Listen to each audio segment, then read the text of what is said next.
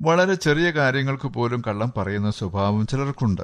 യാതൊരു വീണ്ടുവിചാരവുമില്ലാതെ പെട്ടെന്നുണ്ടാകുന്ന ഉൾപ്രേരണയാൽ നാം ഒരു ചെറിയ കള്ളം പറയുമ്പോൾ അത് സ്ഥിരീകരിക്കാനായി വീണ്ടും വീണ്ടും നുണകൾ പറയേണ്ടി വരുന്നു. കുറെ കഴിയുമ്പോൾ കള്ളം പറയുക എന്നതൊരു ശീലമാവുകയും അതോടെ നമ്മുടെ വ്യക്തിത്വം പാടെ നശിക്കുകയും ചെയ്യുന്നു.